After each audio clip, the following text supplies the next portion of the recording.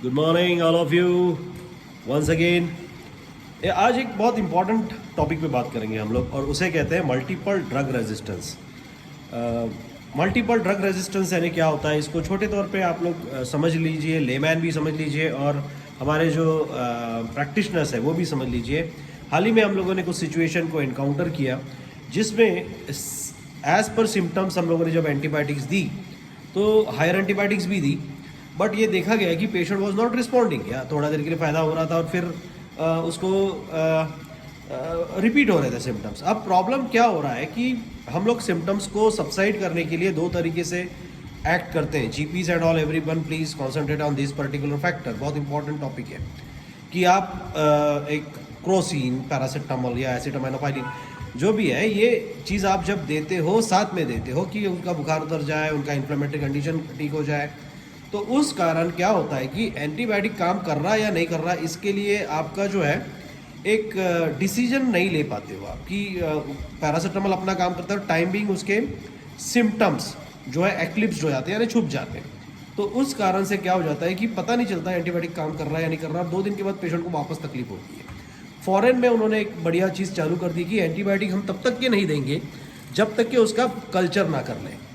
ये हमको post Covid situation में अडाप्ट कर लेना चाहिए, क्योंकि पोस्ट कोविड सिचुएशन में क्या हो गया है कि बहुत सारी एंटीबायोटिक्स का एट रैंडम उपयोग कर लिया गया अपेक्षित। ये एक कारण हुआ। दूसरी चीज़ क्या होती है कि आप जब भी ये दे रहे हो, एंटीबायोटिक्स दे रहे हो, तो उसका एक प्रोटोकॉल है। प्रोटोकॉल है कि पर केजी बॉडी वेट के अनुसार आपको एडजस्ट करना है। पर केजी बॉडी वेट के हिसाब से आप उसका डोज एडजस्ट करके कम से कम 3 से 5 दिन जितना रिकमेंडेड है या जितना भी उसका WBC काउंट हाई है उस लेवल पे, या क्रोनिसिटी या एक्यूट कंडीशन में उसकी आपको जज करना है, उस हिसाब से आपको डोज को एडजस्ट करना है।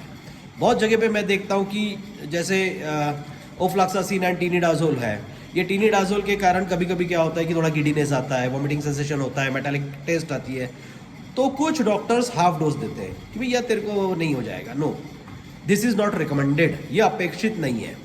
दूसरी बात कैसा है कि जो रिकमेंडेड डोज है, ठीक है ना, क्योंकि कुछ डॉक्टर्स ये इस प्रकार की प्रैक्टिस जो करते हैं कि चल एक गोली दे दिया। इवन मैं कहीं पे गया था जब मेरे पढ़ने के टाइम पे, उस समय मैं देखता था कि किसी को डायरिया हो गया, किसी को GI सिम्टम्स है, वहाँ के वेल क्वालिफाइड डॉक्टर्स भी सिंगल डोज देते थे ओफ्लॉक्सासिन और टीनिडाजोल का, या ओफ्लॉक्सासिन और निडाजोल का। तो ये इससे क्या हो जाता है, इस कंडीशन को आप कैसे समझेंगे? अपने घर में मच्छर बहुत सारे आ गए, और मच्छर बहुत सारे आने के बाद हम लोगों ने मॉस्किटो कॉइल्स लगा दी या मॉस्किटो रिपेलेंट जो भी है वो मार्केट के लाके लगा दिए। अब कुछ दिन के बाद क्या होता है कि वही मच्छर उसी मॉस्किटो रिपेलेंट के ऊपर जाके बैठना चालू कर देता है। उसने क्या किया, जैसे हमारी इम्यूनिटी किसी चीज़ के प्रति बढ़ती है, उसने अपने आप को इम्यून कर दिया है, खुद को इम्यूनाइज कर दिया कि वो भैया अब उससे नहीं मरेगा, उसके ऊपर जाके बैठेगा। उसने अपने जो है स्ट्रक्चर को चेंजेस कर लिया गया।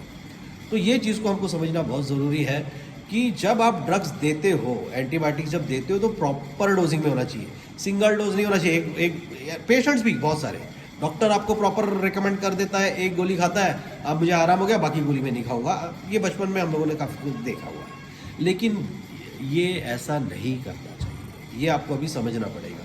ये ऐसा यदि आप लोगों ने किया तो उस जीवाणु को आप क्या कहते हैं, रेजिस्टेंस डेवलप हो जाएगा, यानी वो एंटीबायोटिक जो रेकमेंडेड भी है, यानी उस पर्टिकुलर बैक्टीरिया पे काम करने वाली भी यदि है, लेकिन आपको अपेक्षित रिजल्ट्स नहीं मिलेंगे। सो इसलिए कोशिश करिए, थोड़ा महंगा भी होता है, लेकिन जब लगता है कि बैक्टीरियल इन्फेस्टेशन है और इसको रेजिस्टेंट होने की संभावना है, सिम्टम्स ज़्यादा सीवियर है, एक दिन दिया हमने तो भी आराम उतना नहीं लग रहा है, इमीडिएटली जब आप उसका CBC कराते हो, कंप्लीट ब्लड काउंट, उसी समय कल्चर के लिए भी दे दीजिए, culture and sensitivity.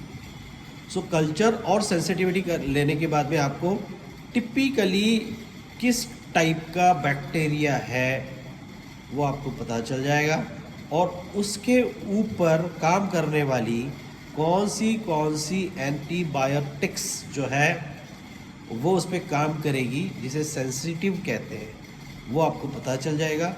Proper dose में उन मेडिसिन का आप यदि प्रयोग करोगे तो बिल्कुल पेशेंट भी अच्छा होगा और पेशेंट का हॉस्पिटलाइजेशन या उसका क्रिटिकल कंडीशन से भी आप उसको निकाल पाओगे।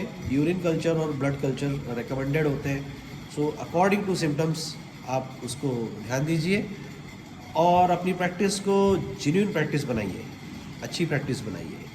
Take care, good bye.